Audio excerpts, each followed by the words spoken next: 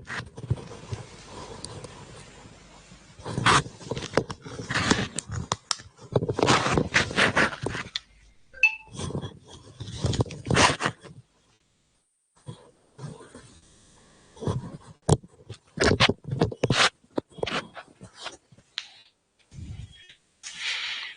भाई, नमस्कार। कैसे हैं आप? सब बढ़िया एकदम। खुश रहो सब। राधे कृष्णा। गुड मॉर्निंग सभी को। सब बढ़िया एकदम। चलो तो चलो।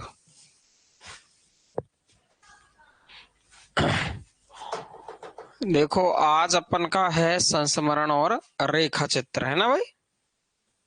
सभी को नमस्कार, राधे कृष्णा। बस बढ़िया है रंजीत, एकदम बढ़िया। आप कैसे हैं? सब बढ़िया है। देखो, इसमें अपना टाइम खराब होता, अपन ने पहले पढ़ा दिया था ये आपको, तो मैं आपको इसको पीडीएफ से पढ़ा रहा हूँ और पीडीएफ आपको मिल ही जाएगी। अलग कुछ है नहीं है इसमें। कुछ अलग होगा तो लास्ट में लिखा देंगे, ठीक है ना। तो आपको हम पढ़ाने वाले हैं पीडीएफ से इसको, ताकि ये थोड़ा जल्दी काम हो जाए, फिर इतिहास की शुरुआत हो जाए। अभी अपन के पास में बहुत सारा मैटर है जिसको अपन को पढ़ना है, क्योंकि टाइम से पूरा नहीं होना इसका मतलब स्टूडेंट्स का नुकसान करना है, ठीक है ना भाई। देखिए, संस्मरण और रेखा चित्र की अपन बात करेंगे आज, है ना। तो इससे क्या है, वो समझ में तो आ ही जाएगा, लिखने में टाइम वक्त खराब होता है। पीडीएफ आपको मिली जाएगी तो आपको कोई टेंशन है नहीं है। पढ़ाना वही है जो इसमें है, ठीक है ना। कुछ अलग हुआ नहीं। जहां अलग है वहां मैं हाथ से लिख देता हूँ। इसमें भी जो अलग होगा कुछ छांटूंगा मैं, और नया तो मैं लास्ट में लिख दूंगा। देखिए, आपका संस्मरण है और रेखा चित्र है। संस्मरण का मतलब है आपकी याददाश्त। अंग्रेजी में इसको मेमोयर्स कहा है। मेमोयर्स का मतलब मेमोरी, मेमोरी में रखना, याद रखना। और किसी की याददाश्त को लिखना, या खुद की भी याददाश्त हो सकती है, एक आत्मकथा के नजदीक होता है। जैसे मैं कहीं पे गया तो उसका जो मैंने वर्णन किया वो यात्राव्रत होता है, यात्रा करते समय। लेकिन मेरी जीवन की जो विशेष यादें हैं, बिल्कुल राधे राधे रजनी जी, मेरे जीवन की जो विशेष यादें हैं वो मेरे मन में बनी हुई है और उनको मैं लिखना चाहता हूं, तो मैं लिख सकता हूं। तो अंग्रेजी में मेमोयर्स इसीलिए कहा है इसको, मेमोरी से बना हुआ शब्द। रेखा चित्र का मतलब यह है कि हम किसी चीज को लिखे तो दिमाग में एक रेखा बना दे। रेखा का मतलब यह है कि हमको वैसी वैसी चीज याद आ जावे। जैसा आपने किसी भी रेखा चित्र को पढ़ा, तो रेखा चित्र पढ़ने से ऐसे लगता है जैसे मैंने ये पहले कहीं देखा है, ये भी मैंने पहले कहीं देखा है, ये जो लेखक ने कहा है ये मैंने पहले देखा है। एक रेखा बन जाती है दिमाग में, वैसी की वैसी ही, वही रेखा चित्र है। दोनों मिली हुई विधा है। और संस्मरण तो आत्मकथा और जीवनी के निकट की विधा है, बिल्कुल उसके निकट में होती है, उससे ज्यादा कोई अंतर होता नहीं है। तो देखिए, अपन एक बार इसको समझने की कोशिश करते हैं। वैसे थ्योरी में से कोई प्रश्न आता नहीं है। प्रश्न जो आता है परीक्षा में वो ये आता है कि ये संस्मरण किसका है, या कोई रचना को उठाकर दे देता है और कहता है कि ये किस विधा की रचना है। बस इतना ही याद रखना होता है। ये बहुत ही ज्यादा है ना, जो मतलब परेशान करने वाला सवाल होता है जब विधा पूछता है। तो हमें पता नहीं चलता, नाटक, उपन्यास, निबंध, कहानी, संस्मरण, रिपोर्टाज, है ना, यात्रा व्रत, इनमें से बहुत ज्यादा कंफ्यूज हम रहते हैं कि ये कहानी है या संस्मरण है या रिपोर्टाज है या आत्मकथा है ना। ऐसा ये बहुत ज्यादा परेशान करता है। सबसे ज्यादा प्रश्न ऐसा ही हमसे गलत होगा, देखना। तो संस्मरण अंग्रेजी के मेमोयर्स का हिंदी रूपांतर है। स्मृति या याददाश्त के आधार पर किसी विषय या व्यक्ति के संबंध में लिखे गए निबंध को, यानी आपको ध्यान रखना, निबंध क्या हो सकता है आपका, संस्मरण हो सकता है। यदि आप कोई निबंध लिख रहे हैं तो निबंध में संस्मरण छुपा हुआ हो सकता है। तो देखो, साफ तरीके से लिखा है, कोई भी इसमें टेंशन नहीं है समझने की। स्मृति याददाश्त के आधार पर किसी भी विषय व्यक्ति के संबंध में लिखे गए निबंध या लेख को, निबंध लिख दिया या लेख लिख दिया, उसको संस्मरण कहते हैं। संस्मरण आत्मकथा के निकट की विधा है। देखो मैंने कहा ना कि आत्मकथा के नजदीक है। आत्मकथा में भी व्यक्ति अपनी बातें ही लिखता है, लेकिन आत्मकथा में वो पूरे जीवन को समेटता है। कहीं न कहीं उसने जो, जैसे जीव आपका जो डायरी होती है वैसे आप आत्मकथा को लिखता है। लेकिन जो संस्मरण है इसमें प्रमुख यादें होती हैं, जीवन की प्रमुख यादों को ही इसमें लिखता है। तो संस्मरण आत्मकथा के बहुत ही निकट की विधा है। आत्मकथा में लेखक स्वयं पात्र होता है।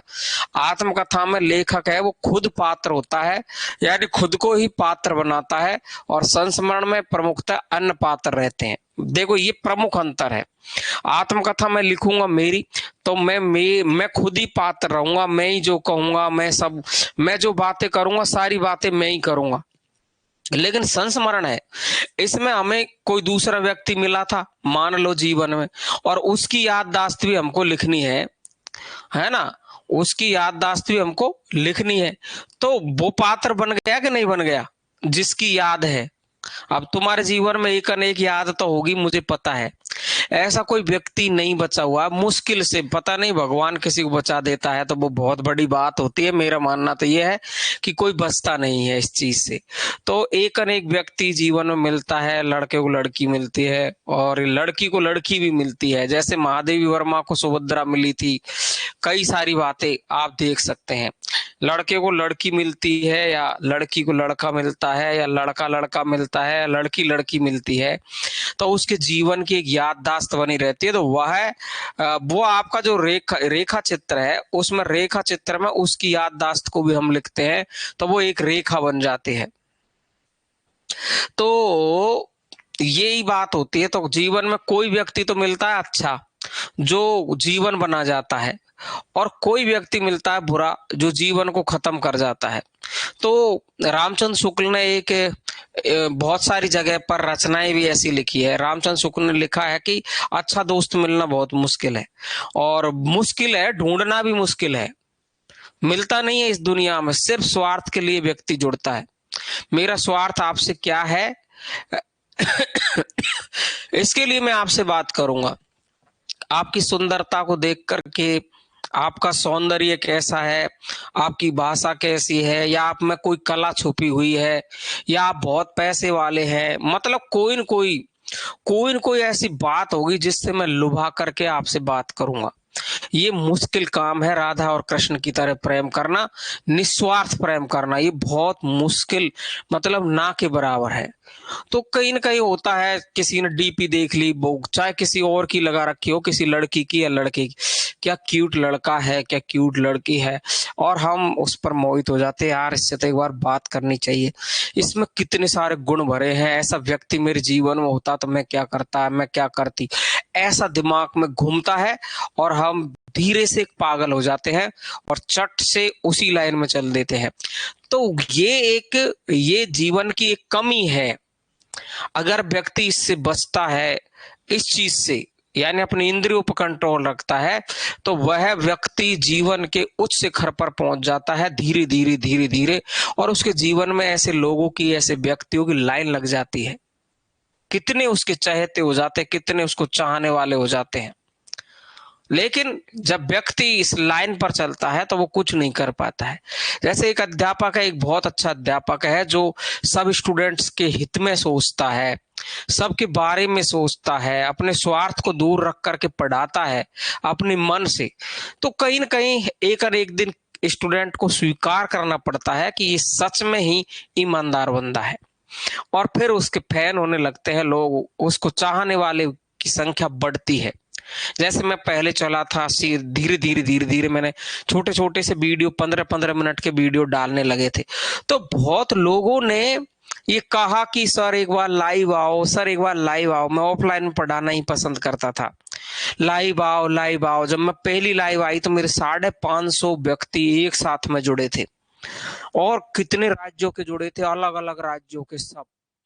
और धीरे धीरे आप देख रहे हो आज पूरे भारत के 16 से 17 राज्यों में अपने कोर्स बिकते हैं। यानी 16-17 राज्य, यूपी, एमपी, हरियाणा, पंजाब, बिहार, आंध्रा, तेलंगाना, उत्तराखंड, छत्तीसगढ़, झारखंड, पंजाब, है ना, आपका मतलब राजस्थान, मतलब क्या कहूं ना मैं, मतलब जहां की भाषा मैं नहीं समझता वहां के लोग भी मुझसे जुड़े हैं, चाहते हैं सर एक बार मिल जाओ ना यार, मजा आ जाए। क्यों? ईमानदारी से काम करने का ये फर्क होता है। तो ये एक रेखा है, ये एक रेखा है। तो एक रेखा है, ये रेखा हमारे दिमाग में बनती है कि मैं कहीं किसी से मिला, तो रेखा चित्र में पात्र है वो अन्य पात्र हो सकते हैं, जबकि आत्मकथा में पात्र होता है खुद लेखक। तो ये अंतर मैंने करके आपको कई उदाहरण दिए हैं, समझ गए होंगे आप। और संस्मरण में पात्र के प्रति अनुभूति और संवेदनाएं अंत तक जुड़ी रहती है। जो संस्मरण होता है इसमें पात्र होता है खुद ही, उसकी संवेदनाएं अंत तक जुड़ी रहती है। संस्मरण में लेखक स्वयं विषयी होता है, यानी संस्मरण जब लिखता है तो लेखक स्वयं भोगता है उस बात को, स्वयं को मन में वैसी बातें फिर से घूमने लगती है, तो वो जो विषय है उसको वो खुद ही भोग करता है। संस्मरण में लेखक अपने विषय के इतिहास को लिखना चाहता है, यानी वो किस विषय को, सामाजिक सरोकार को वो उसमें लिखना चाहता है, उसकी कौन सी याददाश्त है जिसको लिखना चाहता है, वो भी समाज से जुड़ी होनी हुई चाहिए। वह स्वयं जो भी देखता है, अनुभव करता है, उसे ही लिखता है। वो जो देख रहा है, वो अनुभव करता है, उसकी ही याददाश्तों को वो संस्मरण में लिख देता है। संस्मरण विधा में सरस्वती, धर्मयुग, विशाल भारत, ये पत्रिकाएं हैं बहुत ज्यादा। हम्म। तो देखो, सरस्वती, धर्मयुग, विशाल भारत, सुधा, माधुरी, अक्षरा, इन पत्रिकाओं का योगदान रहा है। कभी कभी ऐसे पूछ लेता है कि संस्मरण में कौन सी पत्रिकाओं का अधिक योगदान रहा है, तो इनमें आपकी आती है सरस्वती, धर्मयुग, विशाल भारत, सुधा, माधुरी, अक्षरा, इनका योगदान आपको इसमें देखने को मिलता है। क्लियर हुआ? अब देखिए ध्यान से, इसके बाद अपन बात करें रेखा चित्र की। थोड़ा सा रेखा चित्र को भी समझते हैं। रेखा चित्र क्या है? रेखा चित्र अंग्रेजी के स्केच शब्द का हिंदी रूपांतरण है, जबकि संस्मरण मेमोयर्स और रेखा चित्र है वो स्केच, स्केच बनाना, चित्र बनाना का रूपांतरण है। रेखा चित्र अंग्रेजी के स्केच से मिलता जुलता शब्द है जिसका अर्थ होता है चित्रकला। स्केच का मतलब चित्रकला होता है, और रेखा चित्र में चित्रकला की तरह लेखक मन की रेखाएं बनाता है, मन की रेखाओं बनाता है। पाठक पढ़ते समय रेखाएं अनुभव करता है, यानी उसको रेखाएं जैसी दिखने लगती है। जैसे आपने कहीं आग को देखा तो जैसे बिंब बनते हैं दिमाग में, वैसे ही रेखा चित्र बनता चला जाता है। Thank you Rajni, thank you. तो देखिए, रेखा चित्र काल्पनिक न होकर के वास्तविक होता है। ये इंपॉर्टेंट लाइन आपको याद रखनी है कि रेखा चित्र है वो कल्पना के आधार पर नहीं लिखा जाता है, वास्तविक जीवन की घटना लिखी जाती है। जो वास्तविक जीवन की घटना होगी तो वो हमको ऐसी लगेगी सच में ही कि ये तो वास्तव में ही मैंने ऐसी चीज देखी थी। तो रेखा चित्र काल्पनिक नहीं होता है, वास्तविक होता है। ठीक है भाई? हम्म।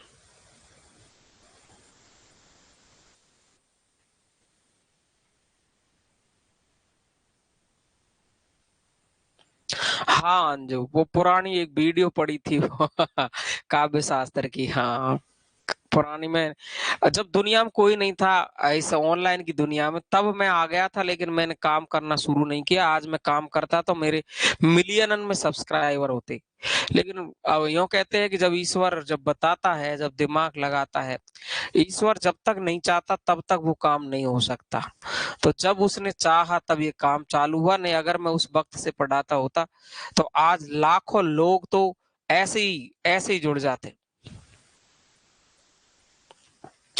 तो रेखा चित्र काल्पनिक होकर के वास्तविक होता है। रेखा चित्र का निर्माण किसी व्यक्ति या वस्तु को लेकर होता है। रेखा चित्र किसी व्यक्ति को या वस्तु को लेकर के होता है। इसके साथ ही रेखा चित्र में रागात्मक और एकात्मकता पाई जाती है, यानी रेखा चित्र को हम थोड़ा थोड़ा गुनगुना भी सकते हैं, ऐसा भी लिख सकते हैं।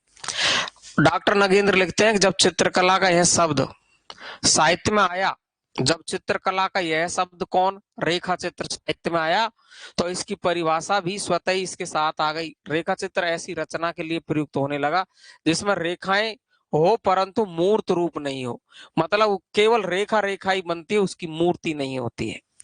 ऐसा कहा है डॉक्टर नगेंद्र ने। डॉक्टर बच्चन सिंह भी कहते हैं कि रेखा चित्र एक ऐसा साहित्य चित्र है जिसमें किसी व्यक्ति के मर्म अंत तक चरित्र की अभिव्यक्ति संक्षिप्तता और सादगी से निर्मित कलम का जादू पाठकों पर अपना रंग जमा लेता है। तो ये दोनों परिभाषाएं बहुत अच्छी दी है डॉक्टर नगेंद्र ने और डॉक्टर बच्चन सिंह ने, इसलिए मैंने दोनों परिभाषाओं को यहाँ पर लिख दिया है। अब देखिए बात करें अपन अगली पीडीएफ की। अगली पीडीएफ पर अपन आते हैं, तो अगली पीडीएफ है आपकी संस्मरण नंबर 2। तो मैंने इसलिए लिया है कि ये आज ही खत्म हो जाना चाहिए, एक एक क्लास में इनको खत्म कर देंगे। छोटी छोटी विधाएं हैं, रटनी पड़ेगी आपको, याद करनी पड़ेगी आपको।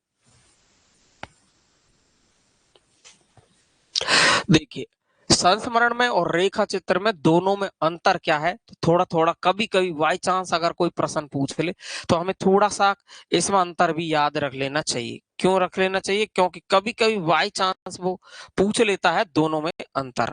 तो दोनों में जब अंतर पूछता है तो हम देखते हैं संस्मरण हमेशा आत्मपरक होते हैं। आत्मपरक का मतलब वो अपनी आत्मीयता की बात करता है, और रेखा चित्र वस्तुपरक होते हैं, यानी इसमें वो बाहर की बात भी लिखता है। तो संस्मरण है वो आत्मपरक होता है, अपनी यादों को लिखता है, और रेखा चित्र में देखी हुई बातों को, अन्य व्यक्तियों की बातों को भी लिखता है, इसलिए इसको कहते हैं वस्तुपरक और इसको बोलते हैं आत्मपरक। संस्मरण में कोई शैली निश्चित नहीं है कि इस शैली में लिखा जावे, ऐसा कोई निश्चित नहीं है। वो अपनी यादें लिखता चलता है, लेकिन याद विशेष होती है। जबकि रेखा चित्र निश्चित ही होता है, निश्चित होगा। जैसे मैं आपको मिला या आप मुझे जीवन में मिले तो मैं आपकी निश्चित बात को ही लिखूंगा इसमें।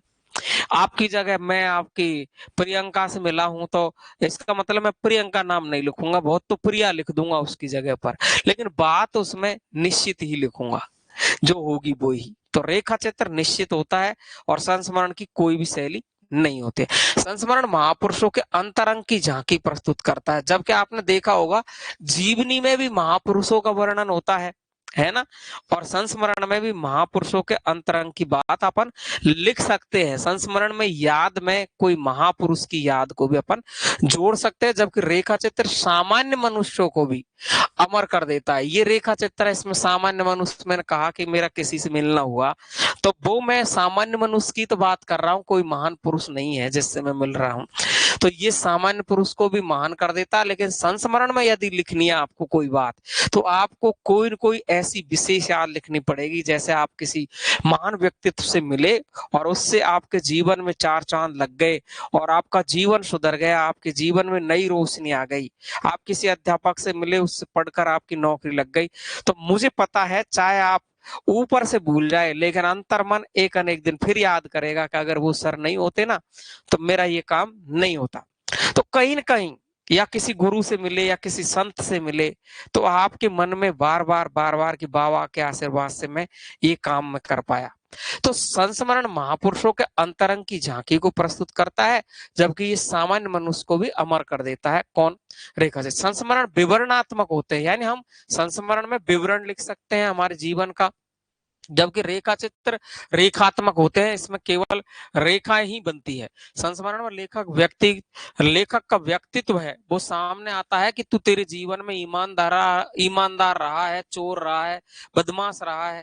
तो आपकी जो भाषा शैली है वो लिखने की, उससे ऑटोमेटिक पता चल जाता है कि तेरा व्यक्तित्व कैसा था। तो संस्मरण में व्यक्तित्व का पता चलता है क्योंकि वो अपनी यादों को ही तो लिखता है, जबकि रेखा चित्र में ऐसा नहीं होता है। इसमें यादों का संबंध कम होता है और लोगों का संबंध ज्यादा होता है। संस्मरण सामान्य होता है और रेखा चित्र, देखिए ये परिभाषा ये याद रखना है, रेखा चित्र संस्मरण से व्यापक होता है, रेखा चित्र व्यापक होता है संस्मरण से, क्योंकि संस्मरण में तो यादें ही होती है और इसमें सारी दुनिया शामिल होती है।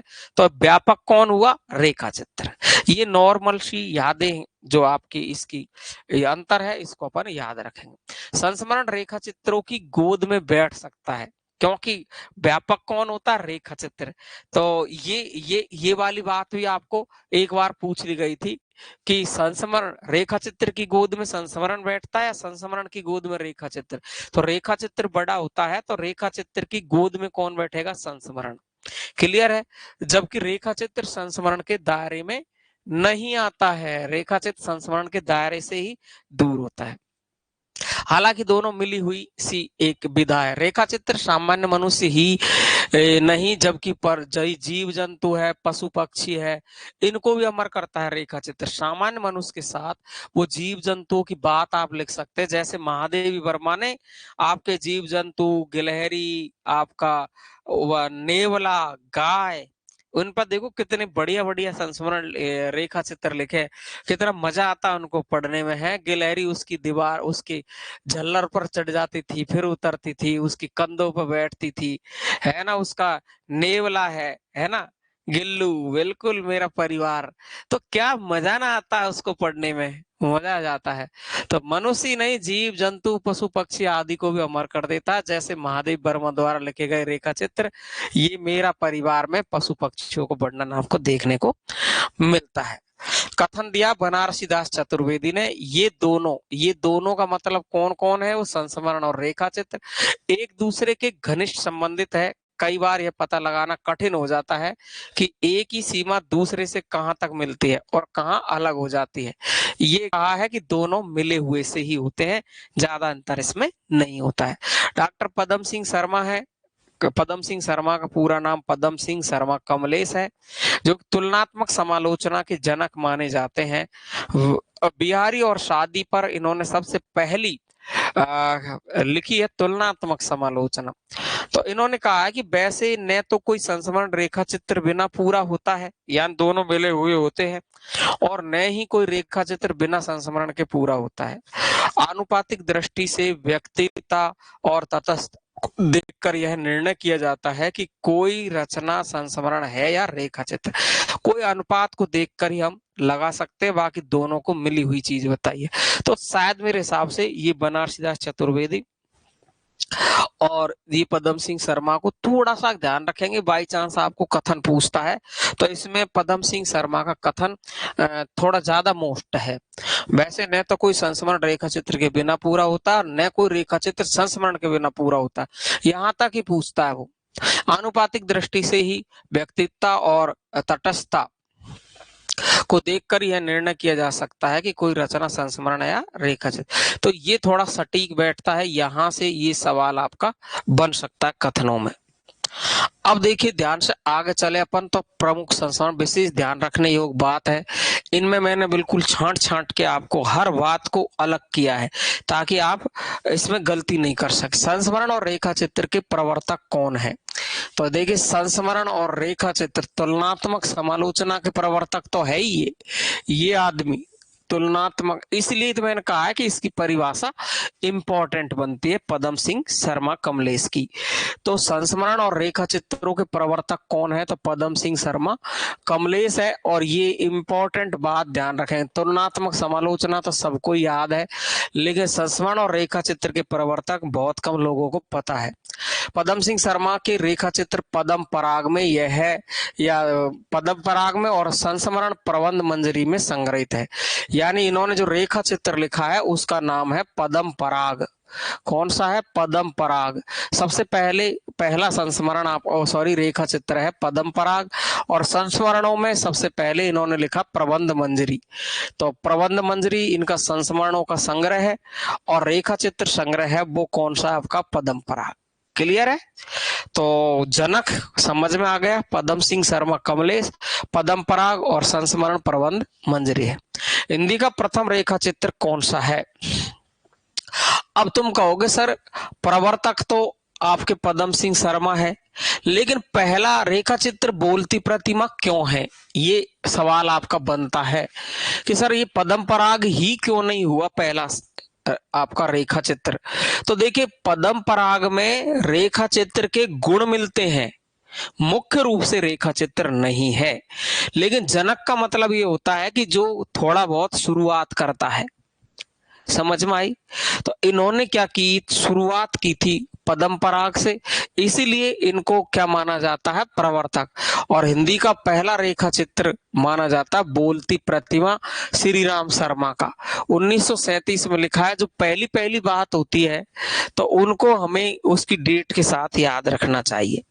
तो आप देखेंगे हिंदी का प्रथम रेखा चित्र बोलती प्रतिमा 1937 में श्री राम शर्मा ने लिखा है हिंदी का पहला संस्मरण कौन सा है, तो ये पहला संस्मरण रहा। तुम कहोगे ये क्यों नहीं हुआ, तो इसमें संस्मरण के गुण ही थे, बाकी का पूर्ण रूप से संस्मरण नहीं था। प्रताप नारायण मिश्र ये हमारे भारतेंदु युग के लेखक है और इनका संस्मरण, इनकी याददाश्त, ये प्रताप नारायण मिश्र लेखक बाल मुकुंद गुप्त ने इस संस्मरण को लिखा है।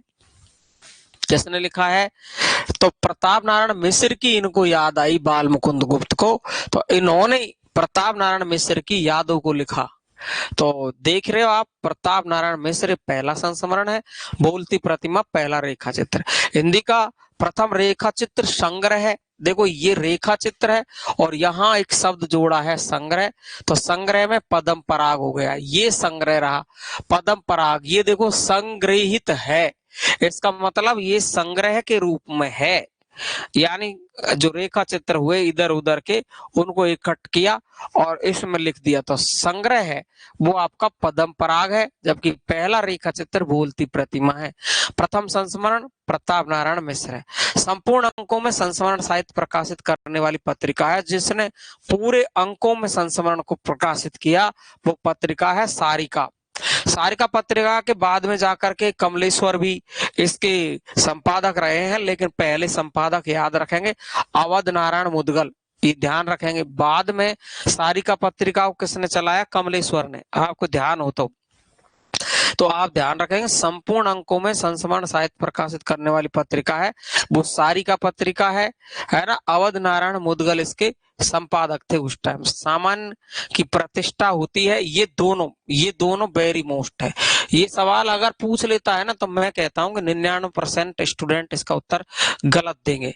सामान्य की प्रतिष्ठा रेखा चित्र में होती है और विशेष की प्रतिष्ठा है वो संस्मरण में होती है। तो मैंने क्या कहा आपसे, एक बात बोली थी शुरू में कि विशेष यादों को लिखता है, क्या लिखता है, विशेष यादों को लिखता है और सामान्य व्यक्ति को भी शामिल करता है, पशु पक्षियों को शामिल करता है, तो वो रेखा चित्र है। समझ में आई क्या?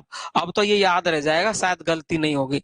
तो सामान्य चीज होती है पशु पक्षी मनुष्य, इनका वर्णन मिलता है रेखा चित्र में। और विशेष याद तो आपकी विशेष याद जैसे बाल मुकुंद की विशेष याद थी प्रताप नारायण मिश्र, तो इसने विशेष यादों को लिखा। तो देखिए आप समझ रहे हो आपकी यहाँ पर विशेष की प्रतिष्ठा मिलती है संस्मरण में। क्लियर हुआ सबको? समझ में आ रहा है कि नहीं आ रहा, कि लिख के पढ़ाऊं बताओ? समझ में आ रहा है कि नहीं आ रहा? आप कहो तो मैं लिख के पढ़ा दूंगा, कोई ऐसे मन में ऐसे नहीं सोचे कि सर आप तो पीडीएफ से पढ़ा रहे हो। बताइए आप फटाफट से, समझ में आ रहा है सबको?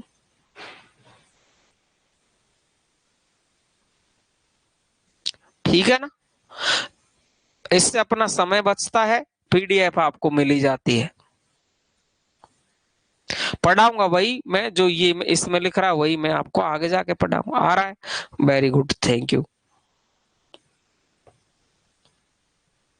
एकदम परफेक्ट, वेरी गुड। आते हैं अगली जगह पर, मैं सवाल पूछूंगा बाद में जाके ध्यान रखना। सरस्वती पत्रिका के माध्यम से संस्मरण साहित्य ने अपने अस्तित्व की सूचना दी थी। सबसे जो अस्तित्व सामने आया था, देखो संस्मरण पूर्ण अंक में प्रकाशित किया वो तो थी सारिका, लेकिन सरस्वती पत्रिका ऐसी पत्रिका है जिसके माध्यम से संस्मरण साहित्य को अपने अस्तित्व की सूचना दी थी कि संस्मरण भी कुछ चीज होती है। वो कौन सी पत्रिका ने सूचना दी है? सरस्वती ने। अर्थात इस पत्रिका का सबसे ज्यादा योगदान रहा है इसमें संस्मरण। इस पत्रिका में संस्मरण लेखक की झलक मिली है। महावीर प्रसाद द्विवेदी के संस्मरण इसमें सबसे देखने को मिले थे। अनुमोदन का अंत जो फरवरी 1905 में ये संस्मरण है, इसलिए ही तो पूछा जाता है अनुमोदन का अंत किसकी रचना है बार बार। और सभा की सभ्यता, ये देखो सभा की सभ्यता 1907, ये दोनों की दोनों संस्मरण जीवनी के निकट आते हैं, लेकिन अधिकतर ये है संस्मरण। क्लियर हो गया सबको? अब देखो ध्यान से, तो सबसे पहले यदि मैं कहूं कि संस्मरणों की सूचना देने वाली पत्रिका कौन सी थी? तो इसमें सबसे पहले संस्मरण की झलक देखने को मिलती है तो वो सरस्वती पत्रिका है। इसमें महावीर प्रसाद के 2 संस्मरण शामिल थे उस टाइम पर, अनुमोदन का अंत फरवरी 1905 और सभा की सभ्यता 1907। और संपूर्ण अंक में पूछे तो सारिका करेंगे, संपूर्ण अंक में पूछे तो सारिका करेंगे। सबसे पहले प्रमुख संस्मरण लेखकों में बाल मुकुंद गुप्त आते हैं। बाल मुकुंद गुप्त का हमने सबसे पहले लिखा है ये कि ये पहला संस्मरण है प्रताप नारायण मिश्र, है ना, और दूसरा इन्होंने संस्मरण लिखा हरिऔध। तो 2 संस्मरण है इसके, किसके? बाल मुकुंद गुप्त के। सदा की सत्यता कहे या सभा की सत्यता, दोनों ही ठीक है, दोनों ही प्रश्न इसके। दोनों कहीं कहीं पर सभा की सभ्यता है, कहीं पर सदा की सत्यता है। वो सभा की सत्यता है, वो उसको जीवनी रूप में देखा जाता है, ठीक है। सदा की सत्यता वो आपका जीवनी रूप में देखा जाता है। एक मैंने शब्द पूछा, सदा की सत्यता, ये सदा की सत्यता है, इसको जीवनी के रूप में देखा जाता है। और ये सभा की सभ्यता है, इसको संस्मरण के रूप में देखा जाता है। समझ में आ गई बात? क्लियर हो गई? अब देखो, बाल मुकुंद गुप्त है, प्रताप नारायण मिश्र और हरिऔध 2 संस्मरण लिखे। हिंदी का पहला संस्मरण कौन सा है?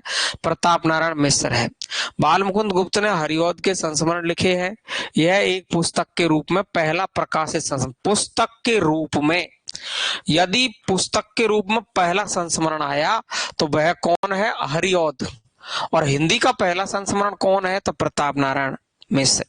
हिंदी का पहला संस्मरण प्रताप नारायण मिश्र और पुस्तक के रूप में पहला संस्मरण है तो वो है हरिऔध।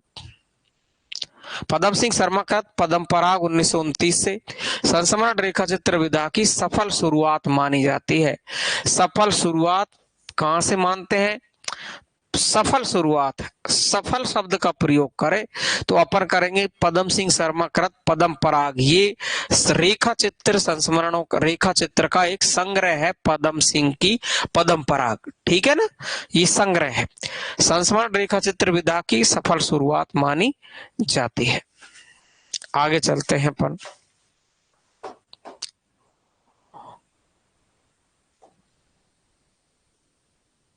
देखो प्रमुख संस्मरणों में तो बाल मुकुंद गुप्त को हमने देख लिया। बाल मुकुंद गुप्त ने प्रताप नारायण मिश्र और कौन लिखा? हरिऔध। पहला संस्मरण प्रताप नारायण मिश्र है और हरिऔध है वो पुस्तक के रूप में पहला प्रकाशित संस्मरण है। कौन सा? हरिऔध, हरिऔध के संस्मरण, ठीक है।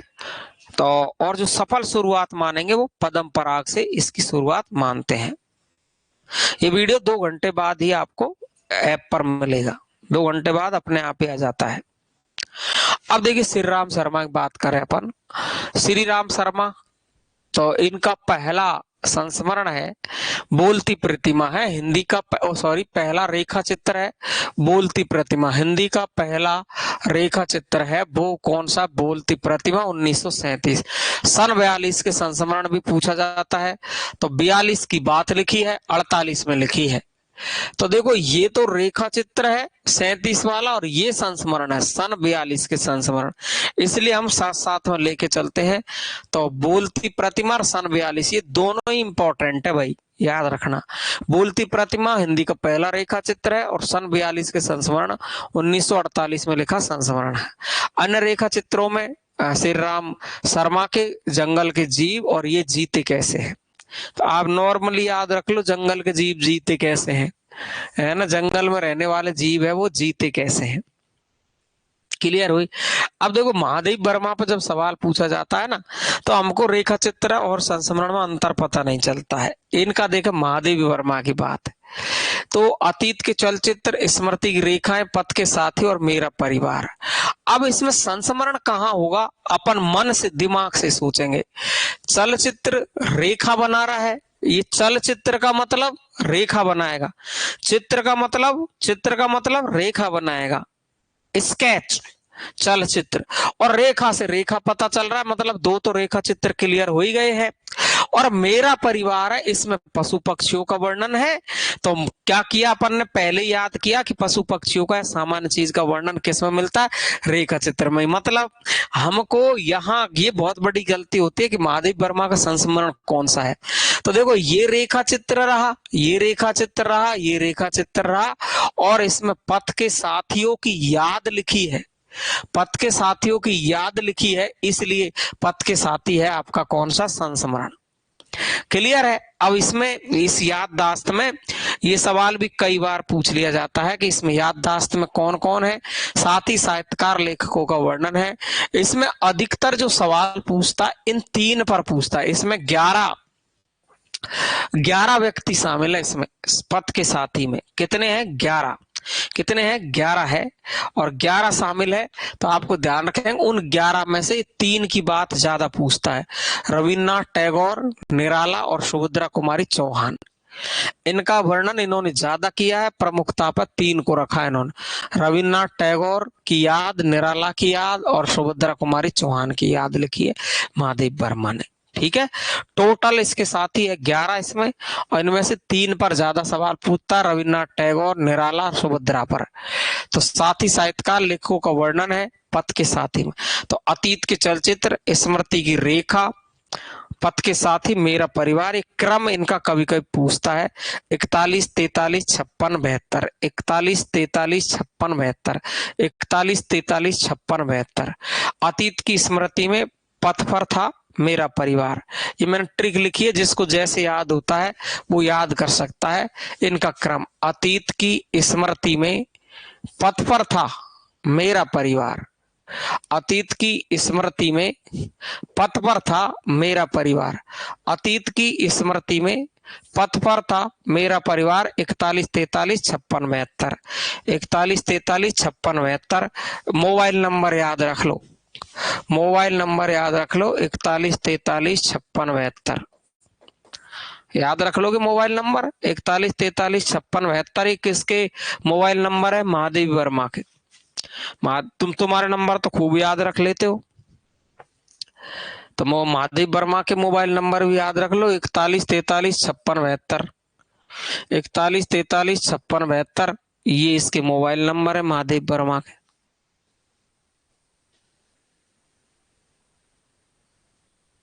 अतीत की स्मृति में पथ पर था मेरा परिवार, अतीत की स्मृति में पथ पर था मेरा परिवार, अतीत की स्मृति में पथ पर था मेरा परिवार, और इसके मोबाइल नंबर है 41, 43, 56, 72। इसकी मोबाइल नंबर क्या है, 41, 43, 56, 72। देखो मैं खुद तो ऐसे याद रखता हूँ तभी याद रहता है, नहीं कहीं न कहीं डेट गड़बड़ हो जाती है। 41, 43, 56, 72 महादेव वर्मा मोबाइल नंबर है। बाहर जाता हूँ तब भी, मोटरसाइकिल पे या बाइक पे या 4 व्हीलर में चलता हूँ तब भी मैं कहता हूँ यार महादेव वर्मा के मोबाइल नंबर क्या थे, 41, 43, 56, 72। हो गया, लगा दे बेचारी, है ही नहीं है यहाँ पर। हो गया। और अतीत की स्मृति में था पथ पर मेरा परिवार। हो गया। इसके अलावा इसके अन्य संस्मरण है आते हैं महादेव वर्मा के, रामा, बिंदा, आलोपी, भक्तिन, बिट्टो। पढ़ा है आपने भक्तिन? मजा आ जाता है। लक्ष्मण, लक्ष्मण को पढ़ा आपने? महादेव वर्मा की सहायता करती है, काले काले अक्षरों को काहे लिखती हो तुम, ये कहाँ बनाती हो यूं कर करके, 24 घंटे इसमें ही गड़ी रहती हो, है ना। ये अपने कुछ पैसों को भक्तिन है गाड़ के रखती है, फिर बाद में निकाल करके लाती महादेव वर्मा को देती है। कितनी सेवा करती है, पहले बिल्कुल गंदी गंदी रहती है, महादेव वर्मा इससे साफ रहने के लिए बोलती, लेकिन ये रहती नहीं है, गांव की है, लेकिन सेवा इतनी करती है तो महादेव वर्मा इसको बहुत प्यार करती है। रामा, बिंदा, आलोपी, भक्तिन, बिट्टो, इसके तो सच में ही संस्मरण रेखाचित्र पढ़ने लायक है, सच में ही बहुत ज्ञान मिलता है, कहीं नहीं भूलेंगे। अब याद है, बाद में भी याद है, वो वहां पे याद आ जाते हैं। अब तुमको 41, 43, 56, 72 जहां पर भी दिखेगा ना ये डेट, मेरी गारंटी तुरंत याद आ जाएगी कि महादेव वर्मा का मोबाइल नंबर याद करिए, 41, 43, 56, 72, और अतीत की स्मृति में ही था पथ पर मेरा परिवार। ठीक है। तो ये था घनश्याम दास बिरला। इसको हमने, आपको पता हो तो, कल भी लिखा था बापू को, कल भी लिखा था हमने आत्मकथा में, लिखा हो जीवनी आत्मकथा में, बापू को लिखा था अपन ने, सॉरी, जीवनी में। तो जीवनी और संस्मरण दोनों में इसकी गिनती होती जाती है बापू की। घनश्याम दास बिरला, इसकी जीवनी में भी गिनती होती है और संस्मरण में भी इसकी गिनती होती है बापू।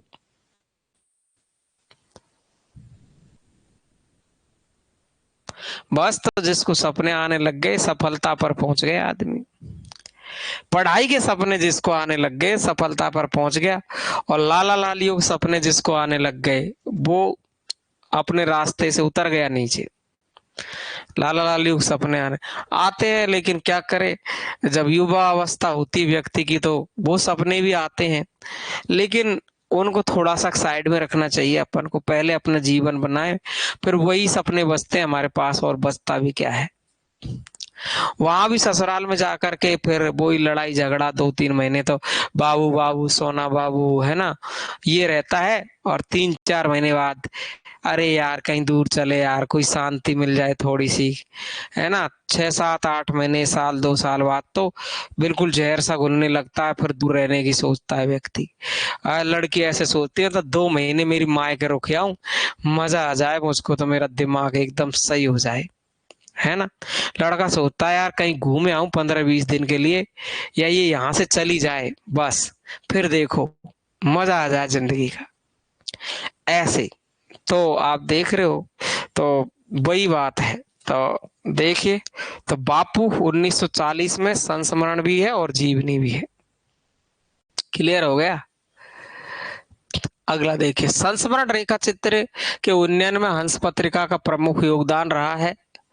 तो इसकी शुरुआत करने वाली तो सरस्वती पत्रिका है, पूर्ण अंकों में प्रकाशित करने वाली वो सारिका है, और इसका उन्नयन, इसको बढ़ाने वाली पत्रिका है वो हंस है। 3 पत्रिकाओं के सवाल पूछे जाए। तुम तो हंस रहे हो, मैं सही बता रहा हूँ, सही कह रहा हूँ, सच बोल रहा हूँ, सही बता रहा हूँ। घर में ना अशांति सी फैलती है ना, तब दिमाग का मन ऐसे ही करता है, चाहे लड़की हो चाहे लड़का हो। कुछ दिन ही रहते बाबू सोना, और फिर बाबू सोना से धीरे धीरे चांदी में बदल जाते हैं, फिर लोहे में, फिर जंग लगने लग जाता है। तो ऐसे होता है। ये सोना वोना सब पता नहीं, ये ढोंग विद्या कितनी हो गई इस दुनिया में। अरे कुछ नहीं करे, समझदारी। आप समझदार होगी सरिता, फिर दूसरा सामने वाला समझदार नहीं है, वो ठोका पीटी करता है, फिर क्या करे। दारू पी के आता है शाम को, फिर क्या करे। है नशेड़ी भंगेड़ी मिल जाता है कभी कभी, तो भाई साहब बहुत परेशानी आती है।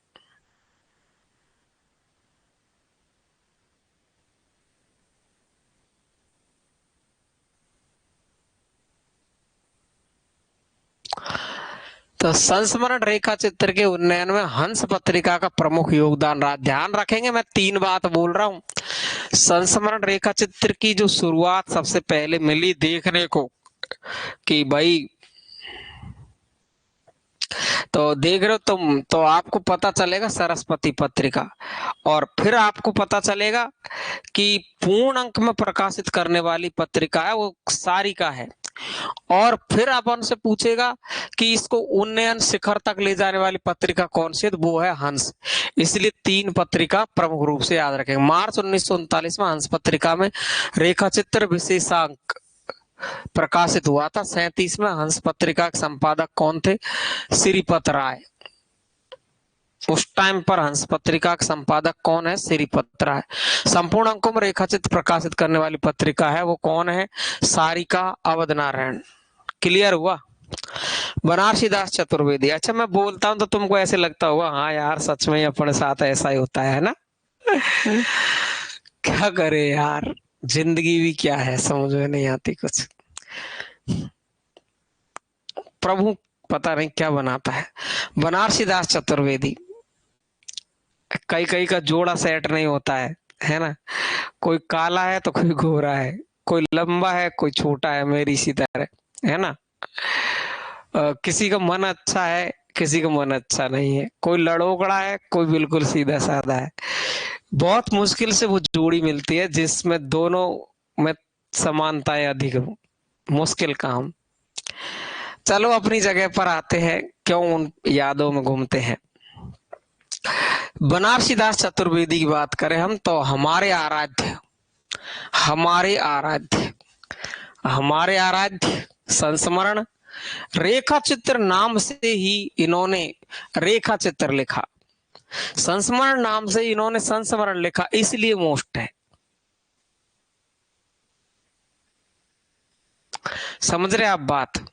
तो देखिए आप, हमारे आराध्य संस्मरण है, सेतुबंध संस्मरण है। तो हमारे आराध्य, इसकी चारों रचना इंपॉर्टेंट है, ये ध्यान रख लेना आप।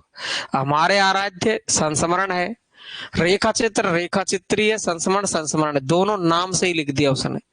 और सेतुबंध 1952 में लिखा रेखा चित्र। तो रेखा चित्रों में हमारे आराध्य और सेतुबंध तो पूछे ही जाते हैं, इसके साथ ये दोनों भी पूछे जा सकते हैं। सारे 52 में है, केवल संस्मरण 53 में है।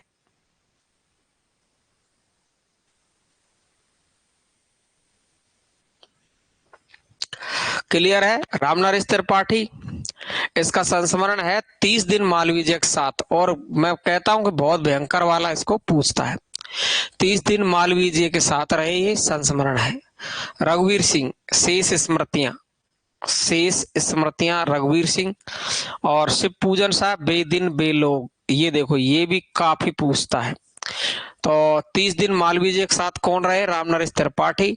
और बेदिन बेलोग, ये है आपका शिव पूजन साय का संस्मरण है। बिल्कुल प्रकाश चंद गुप्त है, मिट्टी के पुतले, रेखा चित्र है, पुरानी स्मृतियां और नए स्केच। थोड़ा याद रखेंगे, मिट्टी के पुतले कैसे बना सकते हैं, पुरानी स्मृतियां और नए स्केच। तो आप देख रहे हैं, हमने सबसे पहले बाल मुकुंद गुप्त को पढ़ा है, आपको दिख रहा है। और बाल मुकुंद गुप्त के बाद में हमने पढ़ा है किसको, यहीं से हमने चालू किया है कि इसकी झलक जो देखने को मिली है वो सरस्वती पत्रिका में पूर्ण अंकों में प्रकाशित कर रही है अवध नारायण की सारिका, और उन्नयन पर ले जा रही है कौन? हंस पत्रिका, जिसके उस टाइम पर संपादक कौन है? श्रीपत राय। ये ध्यान रख लेंगे, उस टाइम पर हंस पत्रिका का संपादक कौन है? श्रीपत राय, 1937 में।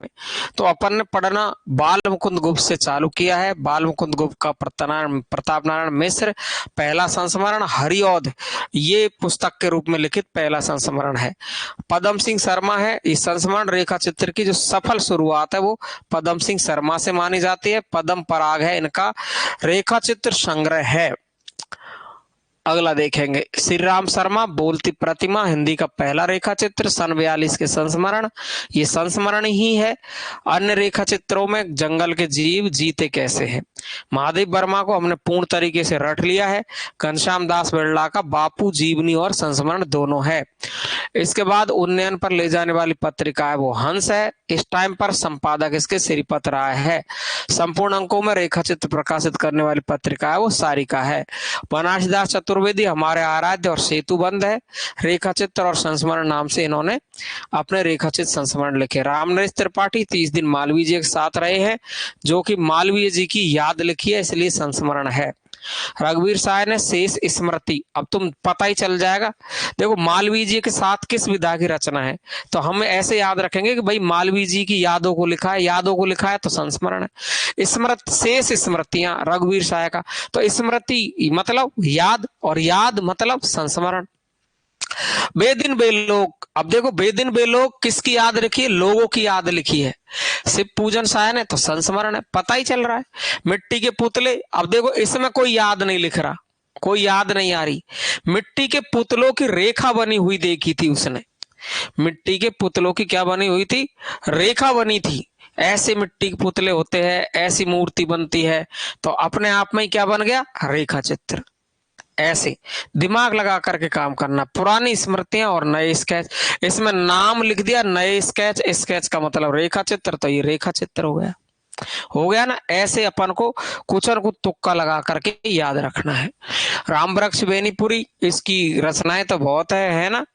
उड़ते चलो पैरों में पंख बांध कर, लेकिन रेखा चित्र है माटी की मूर्ति। फिर देखिए आप, फिर देखिए माटी की मूर्ति। अब जब मूर्ति बनाएगा तो दिमाग में क्या बनेगी? रेखा। याद नहीं लिख रहा ये, याद नहीं लिख रहा ये क्या लिख रहा है? माटी की मूर्ति, यानी रेखा चित्र बना रहा है। अब देखो सेठ गोविंद दास स्मृति कण, देखो याद आ गई, याद आ गई स्मृति कण, याद आ गई, मतलब क्या है? संस्मरण, है ना। ऐसे ऐसे याद रखना है। कल से तो अभी रिपोर्टाज बचा हुआ है, अभी आपके साहित्य अकादमी है, ज्ञानपीठ है, बिहारी पुरस्कार है, व्यास सम्मान है, पत्र पत्रिकाएं हैं। पहले छोड़ूंगा नहीं मैं, एक तरफ से पूरा कतई झाड़ पहुंच के बिल्कुल झाड़ू लगा के पूरा करेंगे, फिर जीरो से शुरुआत करेंगे। Anshika, no I don't like this. मैं अधूरा काम नहीं करता हूं। अंग्रेजी बोल दी मैंने। हिंदी का मास्टर अंग्रेजी बोलता, कैसे लगता है? Mister no I don't like this. देखिए जाने अनजाने, अब जाने अनजाने में कोई मिला होगा विष्णु प्रभाकर को, जाने अनजाने तो संस्मरण है। समय के पांव, समय के पांव। अब देखो याद ही तो लिखेगा ये, समय की, समय की याद ही लिखेगा, समय के पांव। कितना मोस्ट इंपॉर्टेंट है ये। 62 में संस्मरण लिखा है माखनलाल चतुर्वेदी। अब इतने सारे कैसे याद रहे, लेकिन बाबा बार बार रिवीजन करते हैं तो याद आई जाती है।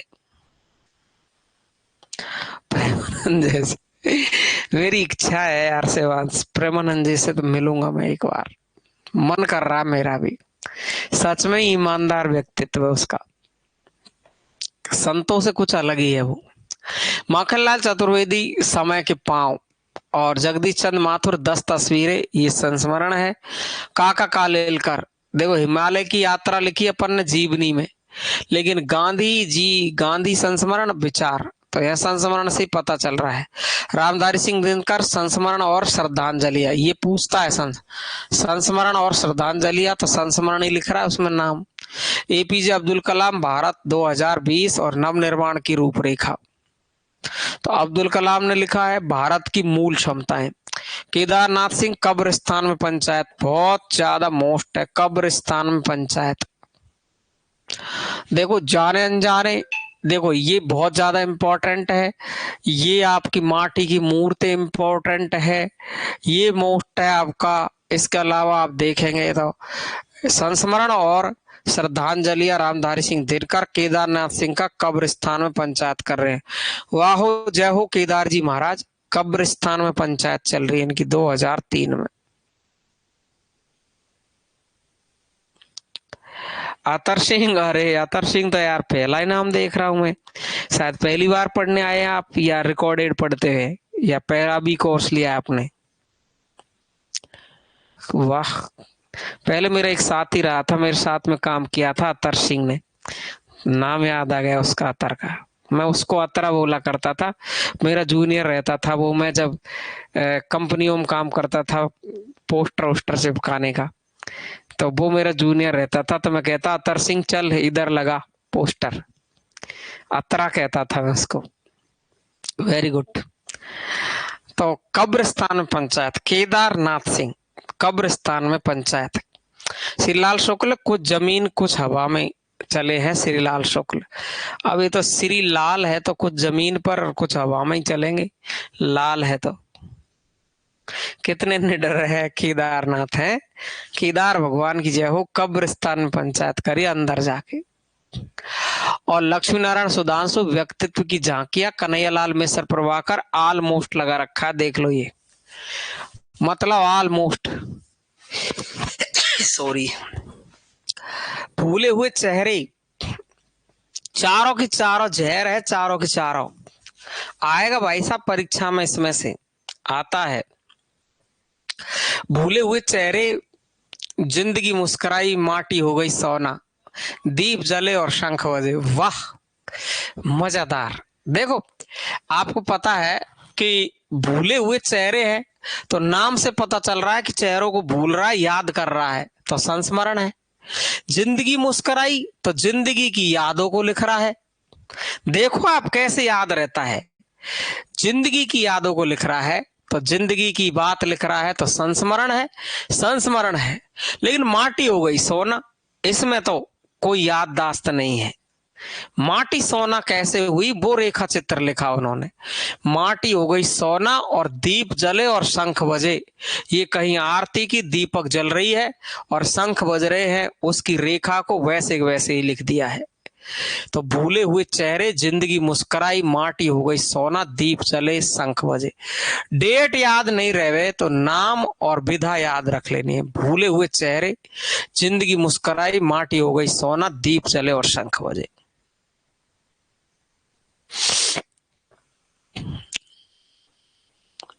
ठीक है, क्लियर हुआ? देवेंद्र सत्यार्थी यादव के काफिले, ये संस्मरण है। तो यादव के काफिले, देवेंद्र सत्यार्थी। देख मिथिलेश, क्यों हंसी आ रही है आपको? देख मिथिलेश की भी मैं याददाश्त सुना दूंगा अभी, मिथिलेश नाम से भी। हाँ, नहीं बताना चाहता। तो देवेंद्र सत्यार्थी यादव के काफिले 2000 में, यामदरस मिश्र स्मृतियों के छंद, अपने अपने रास्ते, एक दुनिया अपनी।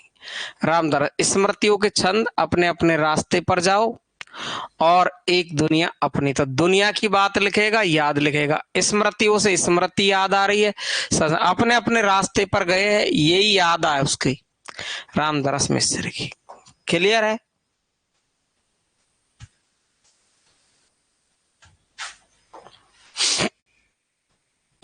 पागल खाने में भर्ती हो गई थी एक लड़की, मिथिलेश।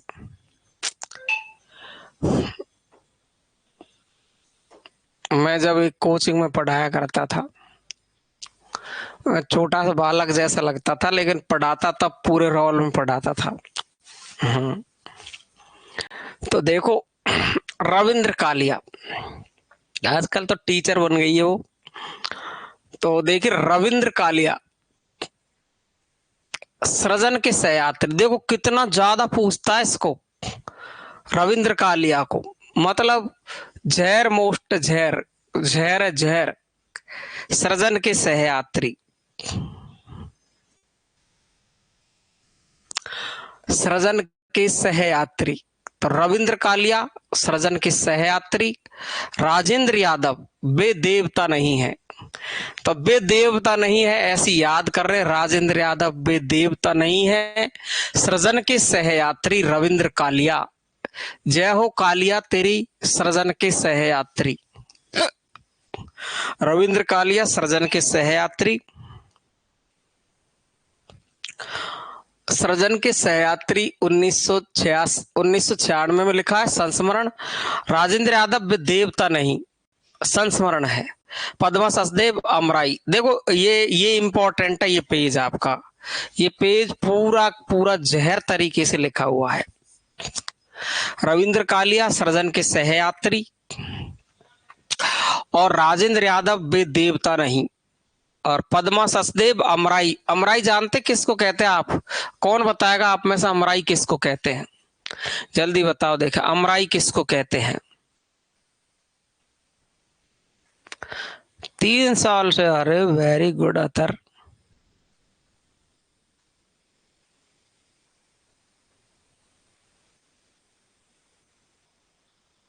आ गया ना अंतर समझ में? ऐसे ही तो याद होता है ना यार।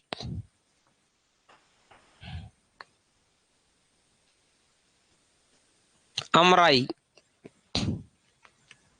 रंजीत कौर बाघ, आम का बोर नहीं होता दीपा, दीपिक और तेरी दीपिका पादुकोण हमारे यहाँ। चलो भाई, आमों का बगीचा होता है, आमों का बगीचा होता है, आमों का बगीचा होता है अमराई। आमों का बगीचा,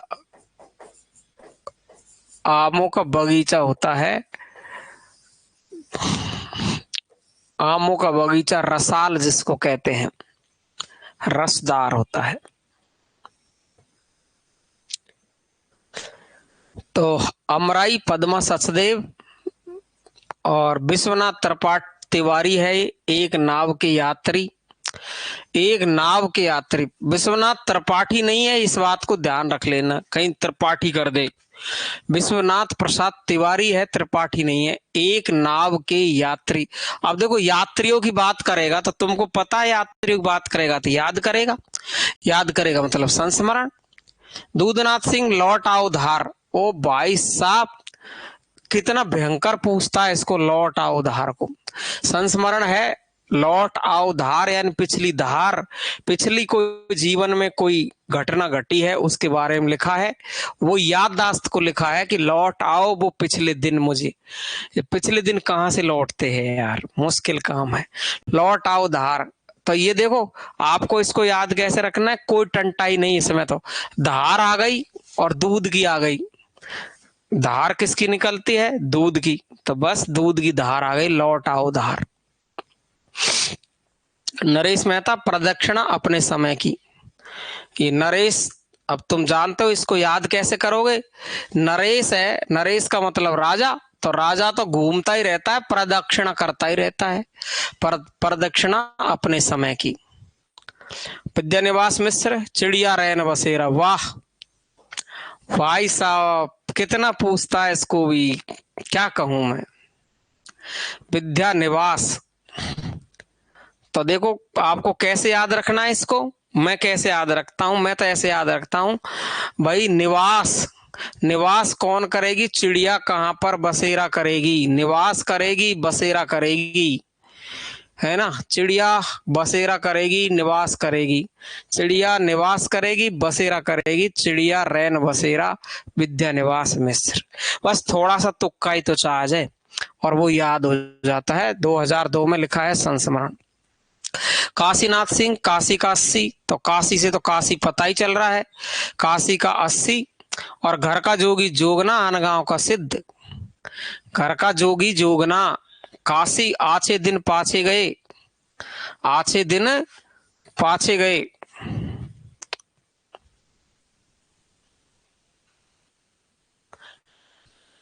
आछे दिन पाछे गए, अब पछताए होत क्या जब चिड़िया चुग गई खेत। वही है, आछे दिन पाछे गए, अच्छे दिन तो गए अब। तो काशी का 80, घर का जोगी जोगना, और आछे दिन पाछे गए। काशीनाथ सिंह 80 का 80, काशी का 80, घर का जोग जोगना, आछे दिन पीछे गए। श्याम मनोहर जोशी लखनऊ मेरा लखनऊ। ये देखो ऐसे लगता है जैसे यात्रा व्रत है, लखनऊ मेरा लखनऊ। इसको यात्रा व्रत के रूप में भी देखा जाता है। हाँ, निबंधों में तो कमाल ही किया है। 2002 में संस्मरण लिखा है लखनऊ मेरा लखनऊ, श्याम मनोहर जोशी। लखनऊ मेरा लखनऊ, श्याम मनोहर। पूरा पेज बिल्कुल सीधा परीक्षा में छपने योग्य है। ठीक है। इसके बाद विवेकी राय आंगन के बंधनवार। आंगन के बंधनवार, अब एक एक लिखे हैं, वो तो मोस्ट है ही है यार। कांति कुमार जैन जो कहूंगा सच कहूंगा, सच के सिवाय कुछ नहीं कहूंगा। तो जैन साहब तो सच ही बोलते हैं ना, जैन तो सच ही बोलते हैं यार, है ना। जो कहूंगा सच ही कहूंगा, सच के सिवाय कुछ नहीं कहूंगा। और बैकुंठपुर में बचपन, अब सच कहेगा तो कहाँ जाएगा, ये बैकुंठ में ही जाएगा। सच कहेगा तो कहाँ जाएगा, बैकुंठ में जाएगा। हाँ, घर का जोगी जोगना नामवर सिंह का वर्णन है इसमें। तो घर का जोगी जोगना, तो देखा आपने, काशी का 80, घर का जोगी जोगना, आछे दिन पाछे गए। और लखनऊ मेरा लखनऊ, श्याम मनोहर जोशी। विवेकी राय आंगन के बंधनवार, आंगन में ही विवेक लगा रहा है। कांति कुमार जैन है, तो जैन तो सच ही बोलेंगे, तो जो कहूंगा सच कहूंगा, और सच कहेगा तो बैकुंठ में जाएगा। बैकुंठपुर में बचपन।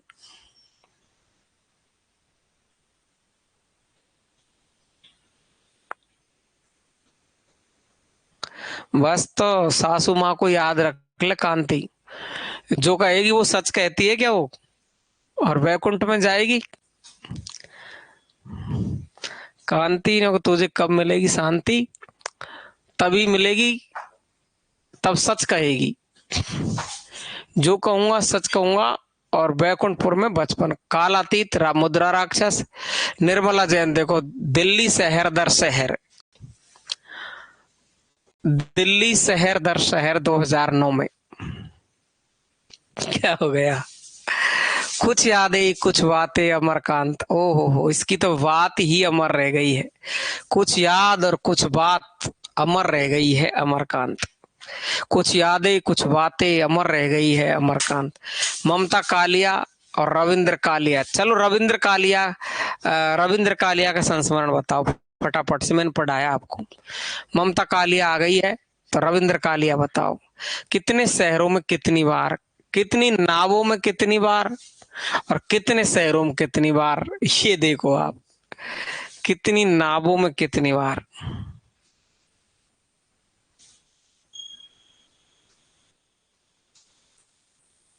अब रविंद्र कालिया नहीं पढ़ा ना, ये सृजन के सहयात्री। वेरी मोस्ट नहीं लगा रखा? सृजन के सहयात्री रविंद्र कालिया, ममता कालिया, कितने शहरों में कितनी बार, ये देखिए। और कितनी नावों में कितनी बार आगे। काल परसों के वर्षों, काल परसों के वर्षों निकल गए हैं। चंद्रकांता हाशिए की इबारतें, मेरे भोजपत्र। सुमन केसरी, इन्होंने संपादन किया है जेएनयू में नामवर सिंह। देखो ये सवाल खतरनाक है। जेएनयू यूनिवर्सिटी में नामवर सिंह प्रोफेसर रहे, तो सुमन केसरी ने इसका संपादन किया है जेएनयू में नामवर सिंह। अजीत कुमार, अंधेरे में जुगनू। अंधेरे में जुगनू देखा है? लाइट चपक चपक चपक चपक चपक चपक चलती रहती है, अंधेरे में जुगनू। नरेंद्र कोहली, ये विराट कोहली मत कर लेना। नरेंद्र कोहली, मेरे मोहल्ले के फूल। तो विराट कोहली भी मोहल्ले में घूमता रहता है, तो नरेंद्र कोहली भी मोहल्ले में ही घूमेगा। मेरे मोहल्ले के फूल, सबसे बड़ा सत्य, सबसे बड़ा सत्य, और स्मृतियों के गलियारे से। ये बहुत ज्यादा पूछता है, स्मृतियों के गलियारे से। नरेंद्र कोहली। विश्वनाथ त्रिपाठी, गंगा स्नान करने चलोगे? गंगा स्नान करने चलोगे? प्रकाश मनु, यादों का सफर, बहुत पूछता है, यादों का सफर। कमलेश्वर, मेरा हमदम मेरा दोस्त। कोई नहीं होता है हमदम, अब तो सब गए दोस्त। और मैथिली शरण गुप्त, श्रद्धांजलि संस्मरण, औरों के बहाने, यादेंद्र यादव, औरों के बहाने। रामेश्वर शुक्लांचल, युग पुरुष, युग पुरुष रामेश्वर शुक्लांचल। पद्मा सचदेव को पहले भी लिख लिया अपन ने, लेकिन अमराई अमराई लिखा था वहां पर हमने। अब आपको दीवाना खाना और मितवा घर, बाकी है मोस्ट यही। निराला, ये कुल्ली भाट हमने जीवनी में भी लिखा है, और मैंने कल आपको बताया था कि कुल्ली भाट में संस्मरण भी आता है, रेखा चित्र जीवनी भी आती है।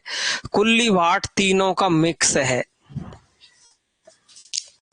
कुल्ली भाट, बिल्लेसुर बकरिया, तो ये मिली हुई चीज लिखी है इसने, निराला जी ने। देवेंद्र सत्यार्थी, रेखाएं बोल उठी, बहुत बहुत पूछता है, रेखाएं बोल उठी। बनारसदास चतुर्वेदी का सेतुबंध पहले ही लिख दिया है।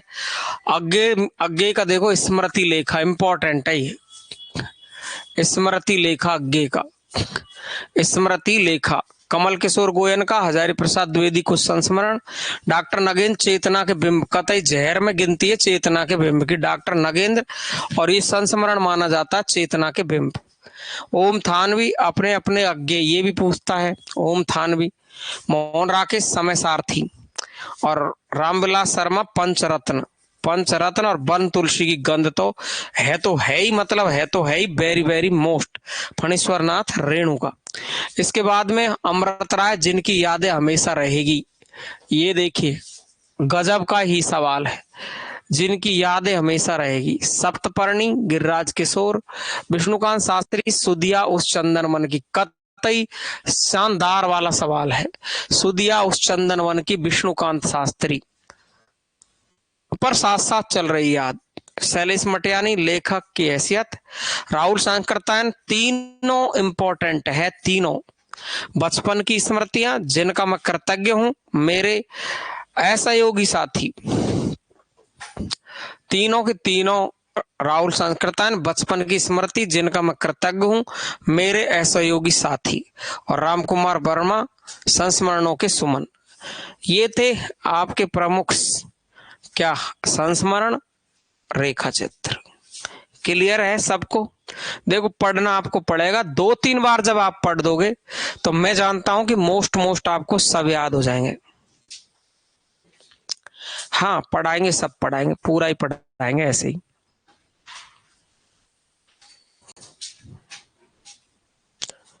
बोलो कैसे रही आज की क्लास? मजा आ गया होगा बिल्कुल। विवेक रॉय की भी है और बाकी का आप देखेंगे। वन तुलसी की गंध, फणीश्वर नाथ रेणु का संस्मरण है।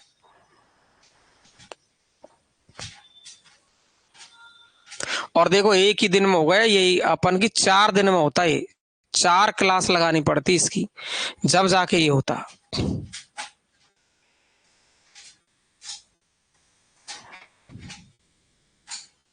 ओ, शिव सावित्री आते ही नहीं हो आप तो क्लास में। खुश रहो, आप खुश रहो, फौजी भी खुश रहे, मेरी तो यही कामना है। आपका फौजी बॉर्डर पर खुश रहे। बहुत प्यार करता हूँ फौजियों से। हम्म।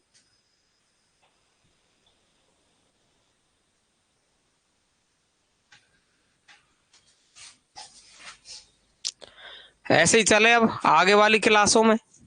सब राजी हो, ऐसे ही पढ़ा दूं सब क्लासों को, आगे वाली को तो कम टाइम लगेगा। अरे वाह मोनिका, वाह, क्या खबर दी है। पापा को नमस्कार। बिल्कुल ढोक कहना मेरी पापा से मोनिका। बहुत बहुत प्यारे लगते हैं फौजी मुझे। बहुत अच्छे मन के होते हैं, दिलदार। All is well. चलो तो मिलते हैं शाम को। अच्छा, यूट्यूब की क्लास कैसी रही आज शाम की, कल की? यूट्यूब की क्लास कैसी रही शाम की? यूट्यूब पर जो मैंने पढ़ाया था कल का, वो मैंने कुछ अलग प्रश्न लिए थे। बिल्कुल, खाटू बाबा का जन्मदिन है यार, मेरा तो मन कर रहा, लेकिन बहुत ज्यादा भीड़ रहेगी, दर्शन तो होंगे नहीं। थे उठनी 11 को। फौजी को लेकर आ जाओ, मैं तैयार हूँ, साथ में चलते हैं। तो फौजी की कमर तक ही पहुंचूंगा मैं।